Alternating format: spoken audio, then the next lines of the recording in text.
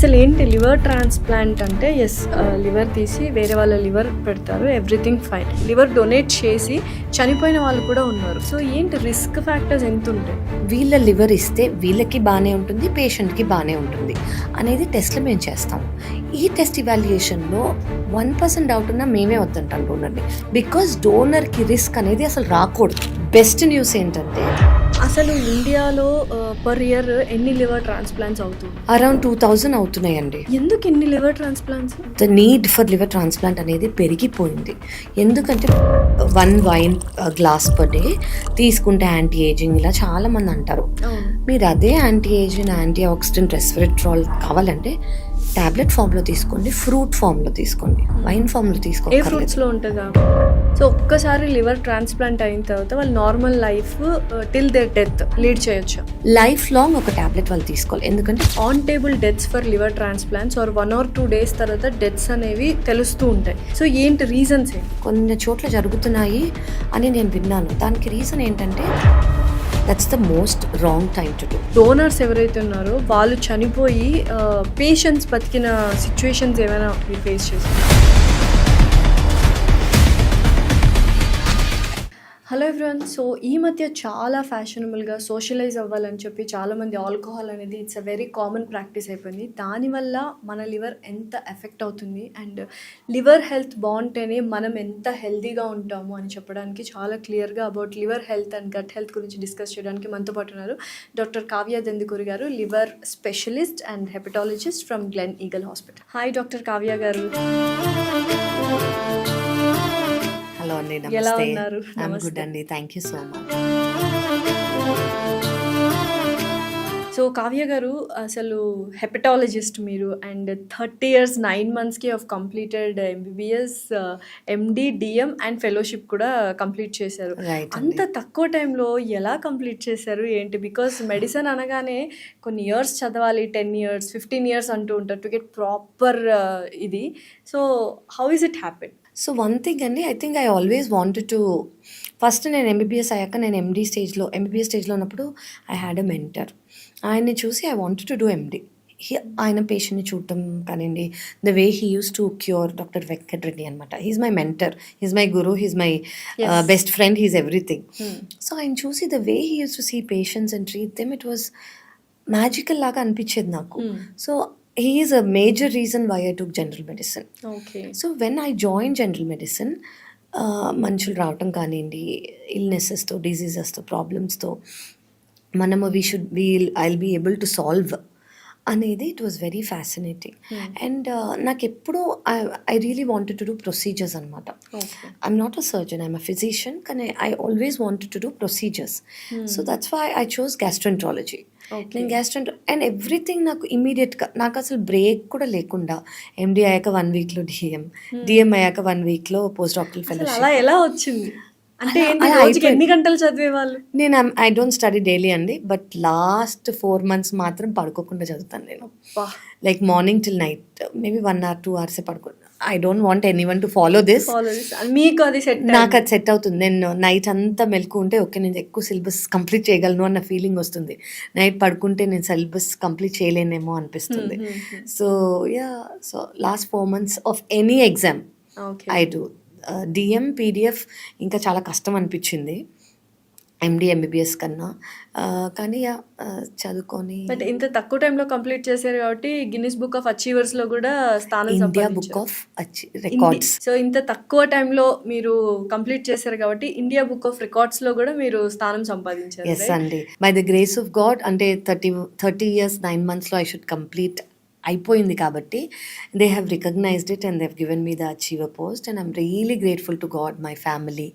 So అయిపోయింది అంతే, అది అలా అయిపోయింది. అండ్ నాకు ఇంకోటి ఏమనిపిస్తుంది అంటే, అది అయిపోయాక so this is your final destination. నేను పోస్ట్ నా డిఎం తర్వాత నేను పీడిఎఫ్ ఏదైతే చేశాను fellowship, I'm liver transplant specialist.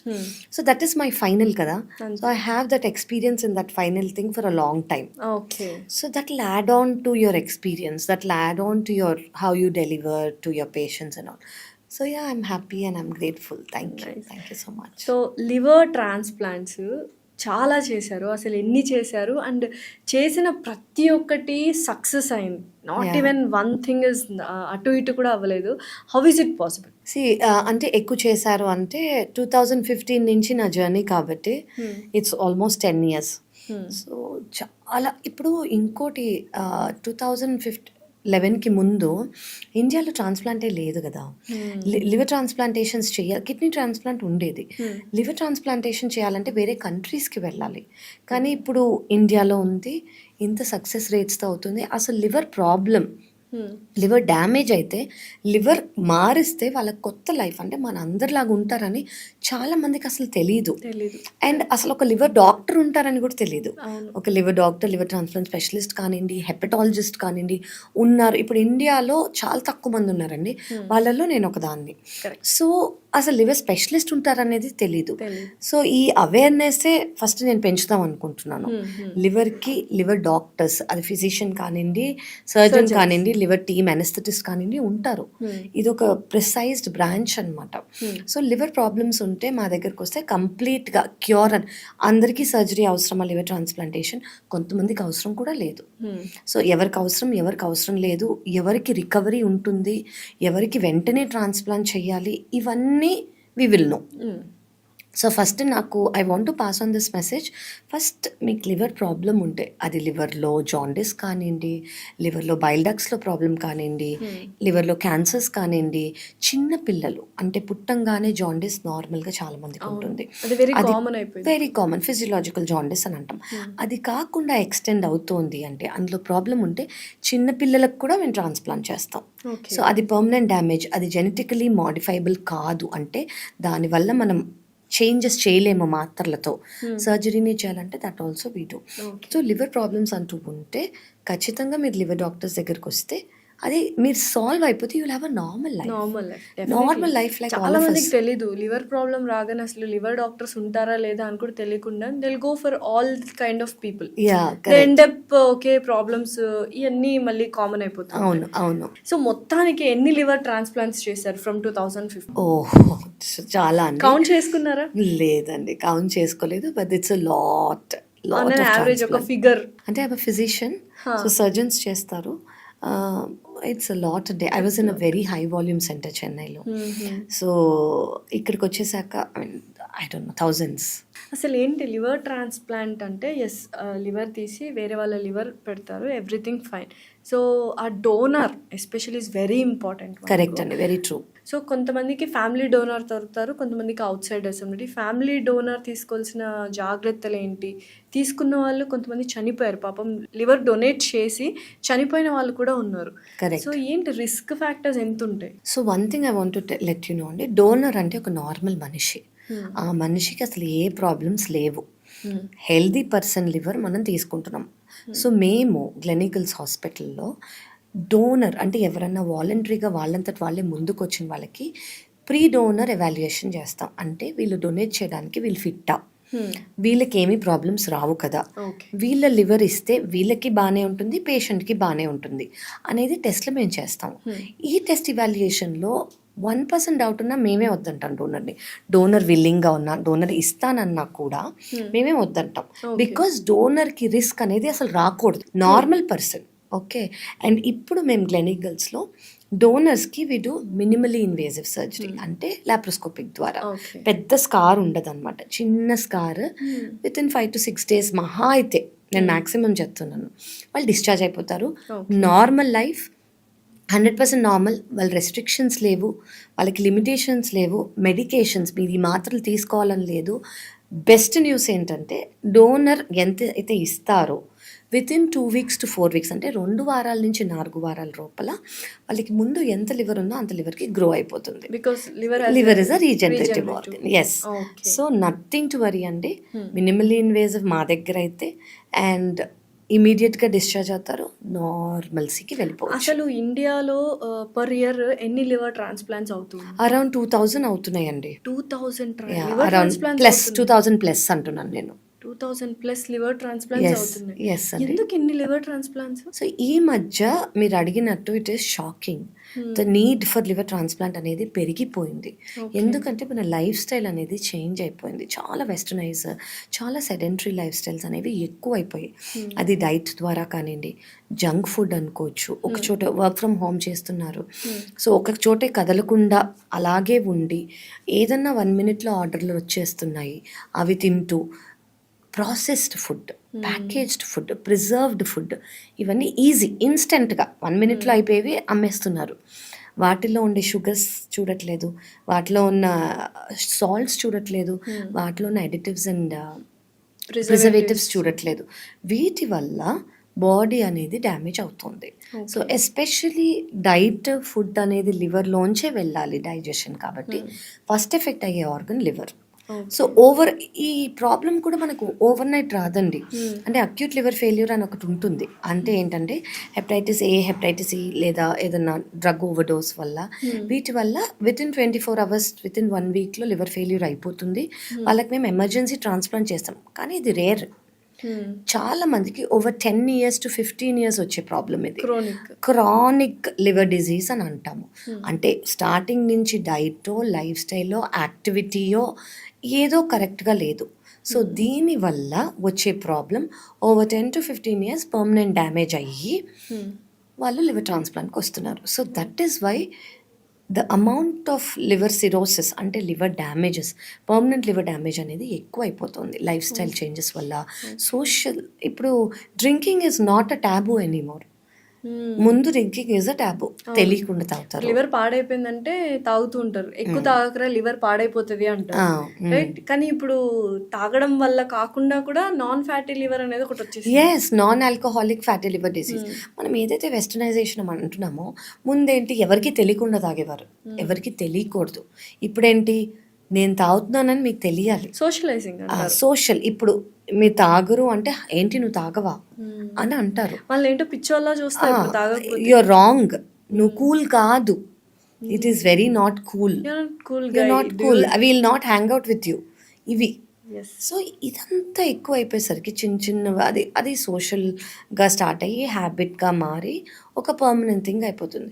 So తెలిసి తెలియకుండానే అదొక problem for the liver.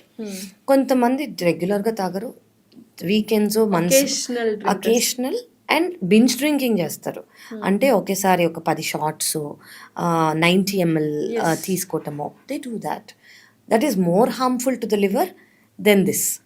So అవన్నీ వాళ్ళకి తెలియదు అనమాట. మీకు ఏమైనా కన్సల్టేషన్స్, ఏదైనా ఇన్ఫర్మేషన్ కావాలనుకోండి, ఇప్పుడు మనకి ఎవరికి ఎంత డ్రింక్ చేస్తే కరెక్టో అనేది గూగుల్లో ఉంది. కానీ అది ఇండియన్ డేటా కాదు, అది వెస్టర్న్ డేటా. అది ఫాలో అవ్వకూడదు. నిజంగానే కొంత ఆల్కహాల్ తీసుకుంటే సేఫ్ అని అంటూ ఉంటారు. అది మన ఇండియన్ డేటాకి మనకు అసలు లేదండి. ఎస్పెషలీ మీరు అడుగుతున్నట్టు వైన్కి వచ్చింది ఇది.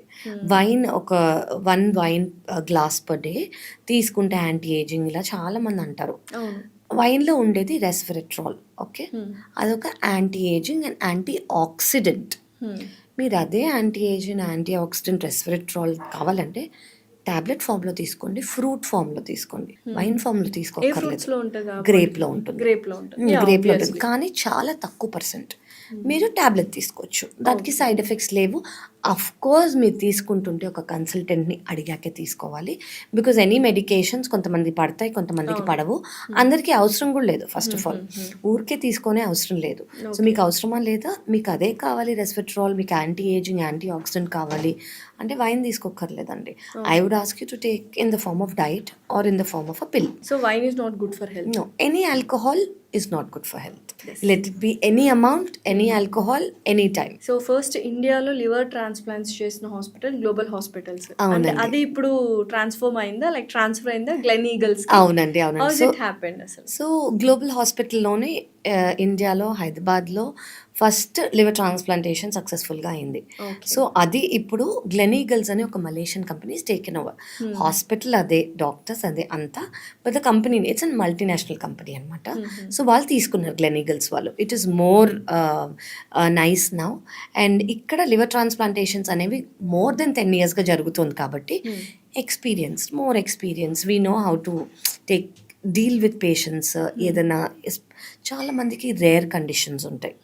సో ఆ రేర్ కండిషన్స్ని తెలుసుకోవటము అవన్నీ that's what we do because it's been there for more than 10 years కదా. ఓకే. సో మీరు చూసిన కేస్ స్టడీలో అసలు పాపం తన లైఫ్ స్టైల్ కానీ ఎవ్రీథింగ్ చాలా మంచిగా ఉండి still she has a liver failure అన్న కేసెస్ ఏమైనా ఉన్నాయా? 100% ఉంటాయండి.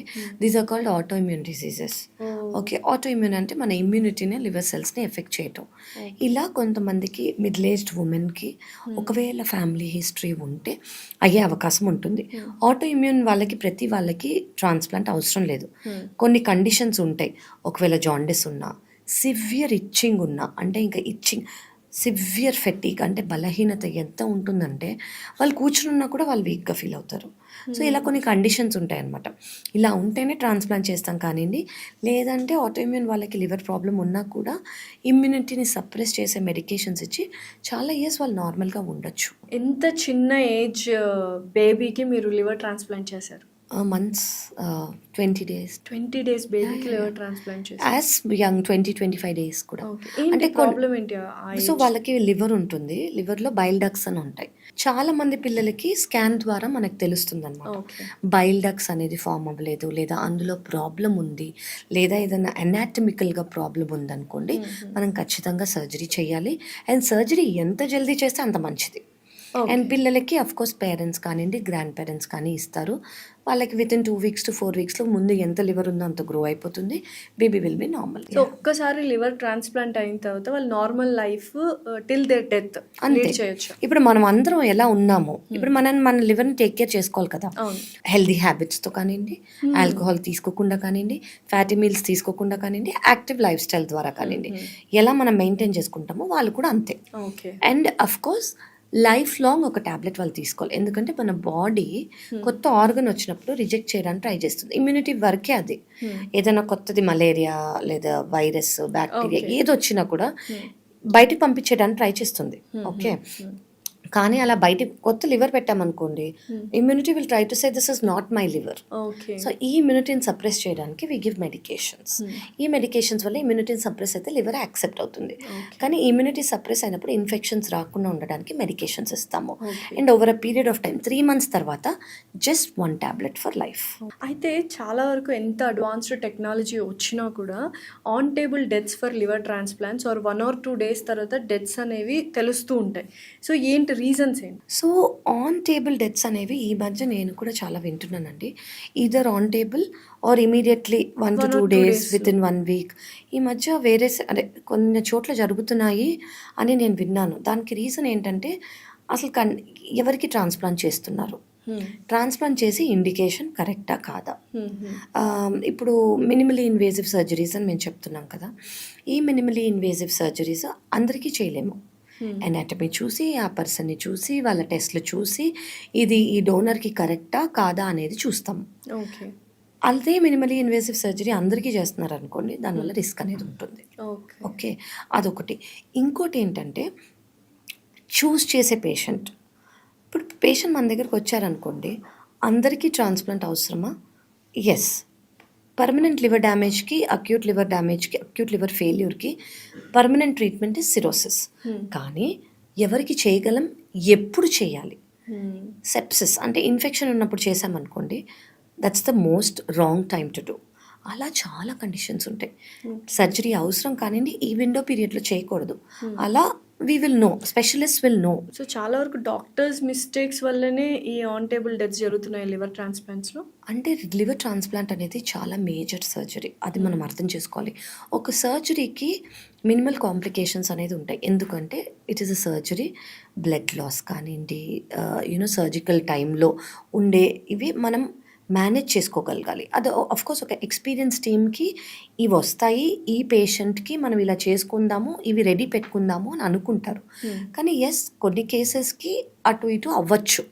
కానీ ఏ పేషెంట్ని ఎప్పుడు చూస్ చేసుకోవాలి, ఆ చూస్ చేసుకున్నప్పుడు ఈ పేషెంట్కి అవసరమా, ఈ టైంలో చేయటం కరెక్టా అనేది is a very crucial. Timing of transplant is extremely important. ఈ టైమింగ్ ఆఫ్ ట్రాన్స్ప్లాంట్ అనేది ఇప్పుడు చేస్తే రిస్క్ లేదు, ఇప్పుడు చేస్తే రిస్క్ ఉందని మాకు ఖచ్చితంగా తెలిసిపోతుంది. That is what is a crucial thing. That timing is what it is. Liver transplants చేసిన వాళ్ళు, డోనర్స్ ఎవరైతే ఉన్నారో వాళ్ళు చనిపోయి పేషెంట్స్ బతికిన సిట్యుయేషన్స్ ఏమైనా మీరు ఫేస్ చేసారా? అంటే మా సెంటర్‌లో అయితే మేము చూడలేదండి అలాగా. సో, లేదు రెగ్యులర్‌గా అసలు. అంటే we are very strict with donor safety. మా దగ్గర డోనర్ వచ్చారంటే అలాగే బయటికెళ్ళాలి. We are very very very strict. కొంతమంది లేదు నేను మా ఫాదర్‌కి ఇస్తాను, లేదు నేను మా హస్బెండ్‌కి ఇస్తాము అంటే, లేదు మీకు రిస్క్ ఉందని మా ఇవాల్యుయేషన్‌లో తెలిసి మేము ఇవ్వనివ్వము. అంతే. మేమైతే Straight away వద్దంటాం. No, because it's very important. Donor is a normal person. ఆ నార్మల్ పర్సన్‌కి ఏమన్నా అవుతుంది అంటే it's a bad name for us. We do not take that chance. That is a life risk. So మేమైతే వద్దంటాం. Then వాళ్ళు వేరే రిలేటివ్స్‌నో ఎవరినన్నా కంపాటబుల్ వాళ్ళని తెచ్చుకున్నారంటే ఓకే. సో మా సెంటర్‌లో అయితే వీ హావెంట్ సీన్ అండి. సో, కంపాటబుల్ డోనర్ ఉండాలంటే లివర్‌కి ఏమేమి ఉండాలి? ఆ సో పర్సన్ బేసిక్లీ పేషెంట్ ఉంటారు. పేషెంట్‌కి పర్మనెంట్ డ్యామేజ్ ఉంటుంది. పేషెంట్‌కి ఒక బ్లడ్ గ్రూప్ ఉంటుంది. For example okay, A blood group అని అనుకోండి. ఫ్యామిలీ మెంబర్ అయి ఉండాలి. ఫస్ట్ డిగ్రీ అయినా, సెకండ్ డిగ్రీ అయినా, థర్డ్ డిగ్రీ అయినా. ఇది government protocol. So family member ఉన్నప్పుడు 18 ఇయర్స్ అంటే మేజర్ అయి ఉండాలి. 18 ఏళ్ల కన్నా ఎక్కువ, 52 ఇయర్స్ కన్నా తక్కువ ఉండాలి. మనం 52 కట్ ఆఫ్ ఎందుకు పెడతామంటే ఏజ్ రిలేటెడ్ ఫ్యాటీ లివర్ కానివ్వండి, ఆ చేంజెస్ వచ్చే అవకాశం. సో వాళ్ళకి మేము కొంచెం కరెక్ట్ చేసి కూడా తీసుకున్న రోజులు ఉన్నాయి. అన్కంట్రోల్డ్ షుగర్స్ ఉండకూడదు, ఒబేసిటీ మరీ బరువుగా ఉండకూడదు. సో ఇది కామన్ క్రైటీరియా. సో ఇలా మేము ప్రీ ట్రాన్స్ప్లాంట్ ఇవాల్యుయేషన్ అని పేషెంట్కి చేస్తాం. ఈ సర్జరీ చేస్తే పేషెంట్ ఫిట్టా కాదా అని హార్ట్, లంగ్స్ అనేసి అందరు చూసి తెలిసే అన్ని డాక్టర్స్, ఇది మల్టీ డిసిప్లినరీ టీమ్ అనమాట. సైకాట్రిస్ట్ అందరు చూసి కౌన్సిల్ చేసి చేసుకునే టీమ్ ఎఫర్ట్ ఇది. సో దాని తర్వాత డోనర్కి కూడా అలాగే అవుతుంది. డోనర్కి ఫస్ట్ డోనర్ విల్లింగ్గా, డోనర్ వాలంటరీగా ముందుకు వచ్చారా లేదా, ఎవరన్నా ఫోర్స్ చేశారా, ఇవన్నీ కూడా మేము చూస్తాం. It is very very important for us. పర్సనల్గా అలోన్గా మేము డోనర్తో మాట్లాడతాం, ఫ్యామిలీ మెంబర్స్ లేకుండా. అండ్ దెన్ కౌన్సిలింగ్స్ జరుగుతాయి. ఓకే మీకు ఇలా ఉంటుంది. భయం అనేది ప్రతి వాళ్ళకి కామన్. సో అది సర్జరీ అంటే ఇంకా భయం అనిపిస్తుంది వాళ్ళకి. సో మేము మాట్లాడతాము, కౌన్సిల్ చేస్తాము. వాళ్ళని కంఫర్టబుల్ అయ్యాకే ఈ ఫ్యామిలీకి, ఇది గవర్నమెంట్ ప్రోటోకాల్ కాబట్టి ఓన్ ఫ్యామిలీ అంటే ఫస్ట్ డిగ్రీ ఫ్యామిలీ అంటే ఎక్కువ పేపర్ వర్క్ ఉండదు. సెకండ్ డిగ్రీ, థర్డ్ డిగ్రీ అయితే పేపర్ వర్క్ కొంచెం చూపించాల్సి వస్తుంది గవర్నమెంట్కి. Because A kind of relation, ఎలా రిలేటివ్స్ అని తెలుసుకోవడానికి. సో ఇలా కంపాటబుల్ అయితే we go head with the surgery. So, family donors కాకుండా వేరే వాళ్ళని ఎలా తీసుకొస్తారు? Is it very difficult to get a donor? అంటే ఇప్పుడు వెరీ డిఫికల్ట్. ఎందుకు అంటే లివర్ ప్రాబ్లమ్స్ అనేవి చాలా పెరిగిపోయాయి. అవును. సో ఇప్పుడు ఈ పేషెంట్కి ప్రాబ్లం ఉంది, లైవ్ డోనర్ లేరు, ఫ్యామిలీ డోనర్ లేరు. మనము ఇవాల్యుయేషన్ నేను చెప్పినట్టు చేసి రిజిస్ట్రీలో రిజిస్టర్ చేస్తాం. ఓ గ్రూప్లో ఓ గ్రూప్ పేషెంట్ ఓ గ్రూప్లో రిజిస్టర్ చేసామనుకోండి. వాళ్ళకి ఎవరన్నా చనిపోతే వాళ్ళ ఫ్యామిలీ దానంగా ఇచ్చే ఆర్గన్. ఓకే, ఆ ఆర్గన్ ఇప్పుడు వీళ్ళని రిజిస్టర్ చేసినప్పుడు వాళ్ళు 5వ పొజిషన్లో ఉన్నారనుకోండి. ఓ గ్రూప్ ఆర్గన్ వచ్చినప్పుడు ఫస్ట్లో ఎవరు ఉంటారో వాళ్ళకి దక్కుతుంది. సో వీళ్ళు 5 నుంచి 4, 4 నుంచి 3, 3 నుంచి 2, 2 నుంచి 1 అలా వెళ్తారు. సో ఎవరు ఎప్పుడు చనిపోతారు, ఆ ఆర్గన్ ఎప్పుడు వస్తుంది అనేది మన చేతుల్లో లేదు. ఓకే. బట్ లక్కీగా ఏంటంటే ఇలా ఎక్స్పీరియన్స్ సెంటర్స్లో చేస్తే మనకి టర్న్ ఓవర్ టైం అనేది పేషెంట్స్ ఫాస్ట్గా ఉంటారు కాబట్టి వస్తూ ఉంటాయి ఫాస్ట్గా. So that is also important.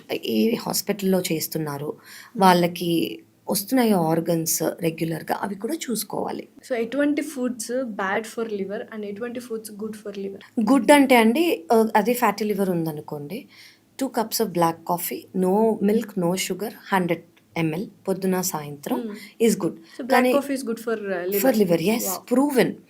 Coffee లవర్స్కి ఇది గుడ్ న్యూస్.